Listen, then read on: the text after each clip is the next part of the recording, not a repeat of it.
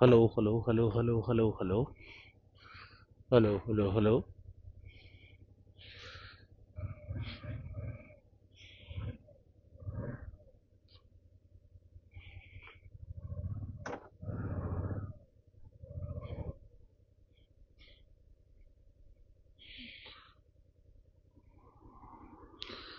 Hello hello hello.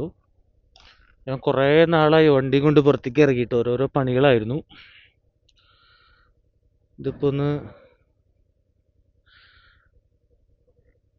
Rover എന്ന് പറഞ്ഞിട്ടൊരു ഇതുണ്ടേ, clock മാറ്റണം. ഇന്നലത്തെ ഒരു ക്ലോക്ക് 1 അവർ 2 അവർ ഏതാണ്ടൊക്കെ മാറി കിടക്കുന്നുണ്ട്, അതൊന്ന് മാറ്റും.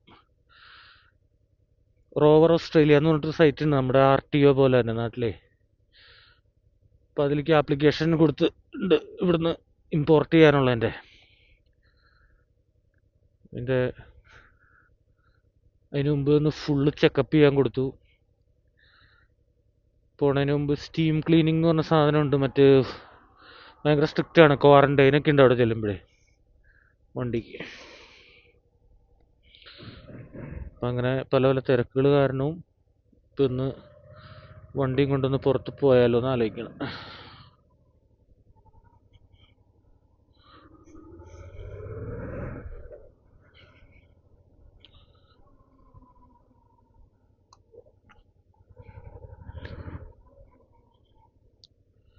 കുറേ നാളായി ഓടിച്ചിട്ട്, ഇടയ്ക്കൊന്ന് സ്റ്റാർട്ട് ചെയ്ത് വെക്കുമായിരുന്നു. എന്നാലും തീരെ ഓടിച്ചില്ലെങ്കിൽ വണ്ടി ഡിപ്രസ്സായി പോവും.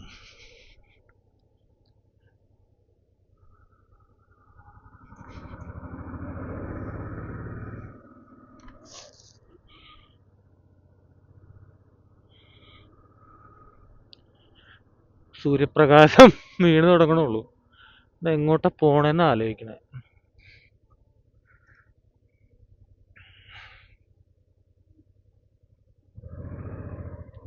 അതുകൊണ്ടിരി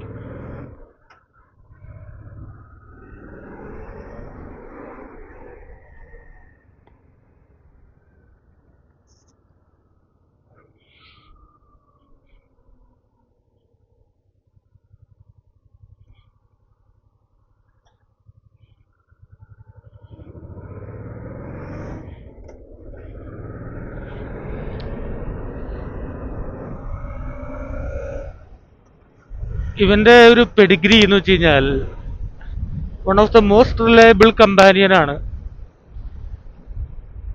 ഹോണ്ടയുടെ. V12 ഹോണ്ടയുടെ. ഓടിക്കൊണ്ടേയിരിക്കും. അപ്പൊ ഒരു 4 ലക്ഷം 5 ലക്ഷം, ഞാൻ എൻ്റെ ഗ്രൂപ്പുകളിലുണ്ട്. 4 ലക്ഷം കിലോമീറ്റർ 5 ലക്ഷം കിലോമീറ്റർ ഒക്കെ ആയിട്ട് അതേപോലെ തന്നെ ഓടുന്ന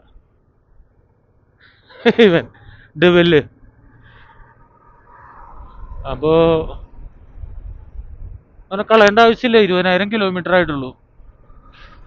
ഞാനിപ്പോൾ ഓസ്ട്രേലിയക്ക് വേണമെങ്കിൽ അവിടെ പുതിയത് വാങ്ങണമെങ്കിൽ നല്ല പൈസയാവില്ലേ? ഇതിപ്പോൾ ഓൾറെഡി എൻ്റെ കയ്യിലുള്ള സാധനമല്ലേ. ഷിപ്പ് ചെയ്യാനും അവിടെ നമ്മൾ RTOയിൽ രജിസ്റ്റർ ചെയ്യാനുള്ള പൈസ അല്ലേ വരുള്ളൂ. അല്ലെങ്കിൽ മാത്രമല്ല വെയിറ്റ് ഉണ്ട്, നല്ല വെയിറ്റ് ആണ്. 250 500 600 പൗണ്ട് ഉണ്ട് വെയിറ്റ്. അതെന്ന് വെച്ച് കഴിഞ്ഞാൽ ഇത് ചെയിനിന് പകരം മറ്റേ ഷാഫ്റ്റ് ഡ്രൈവ്. എനിക്ക് ഷാഫ്റ്റ് ഡ്രൈവാണ് ഇഷ്ടം. ഷാഫ്റ്റ് ഡ്രൈവ് എന്ന് വെച്ചാൽ കാറിൻ്റെ മാതിരി തന്നെ ഷാഫ്റ്റാണ്. ആ സാധനം ഒരിക്കലും കേടാവില്ല. അതിൻ്റെ ഓയിൽ മാറ്റിയാൽ മതി. ചെയിൻ ഇങ്ങനെ അലച്ചുകൊണ്ടിരിക്കും. ചെയിനും സ്പ്രോക്കറ്റും ഇടയ്ക്കിടയ്ക്ക് ലൂബ് ചെയ്യണം, ക്ലീൻ ചെയ്യണം, പിന്നെ മാറ്റണം. ഈ സാധനം മാറ്റണ്ട. വണ്ടി എത്ര കാലം ഉണ്ടാവുമോ അത്രയും കാലം ഷാഫ്റ്റും ഉണ്ടാവും. പിന്നെ കഴിഞ്ഞ തവണ ബാക്കിലെ ടയർ ഊരിയിട്ട് അതിൽ ഗ്രീസ് ചെയ്തായിരുന്നു. അത് മതി. പിന്നെ ഓയിലും ചേഞ്ച് ചെയ്തായിരുന്നു.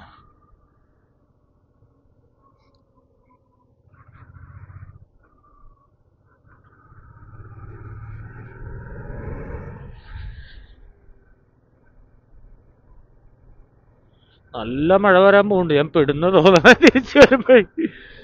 അയ്യോ,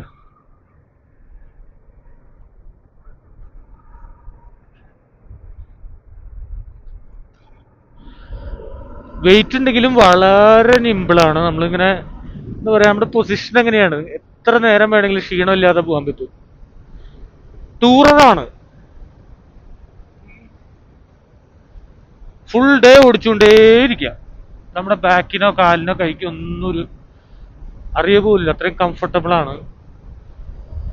നല്ല മൈലേജ് ആണ് കമ്പയർ ടു ദി CC.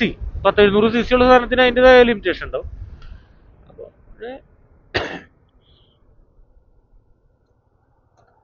പ്രാന്ത് പിടിച്ച മറ്റേ പരിപാടിയില്ല. സ്പോർട്ടി ഇതിന്റെ സ്പോർട്ടി ആണ്, പക്ഷെ ട്രാക്കിൽ ഓടുന്ന മാതിരിയുള്ള സ്പോർട്ടിനെസ് അല്ല. കൈ കൊടുത്താൽ പറക്കും. ഉണ്ടോ? ആണോ?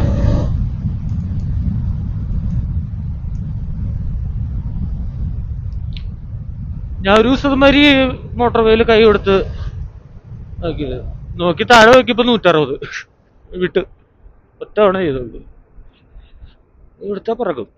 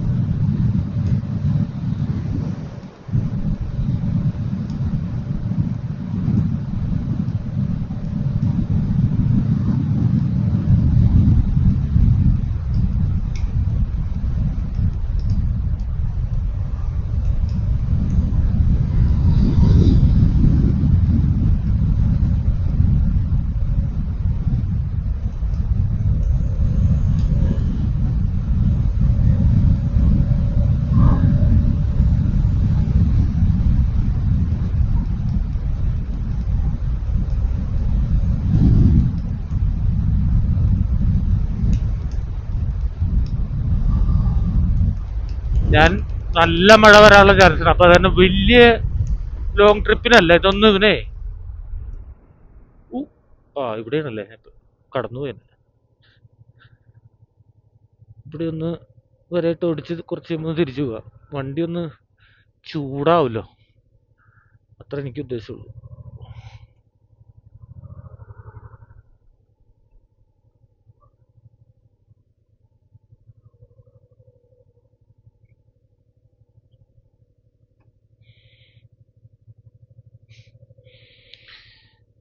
He is one of the immortals, this Honda engine.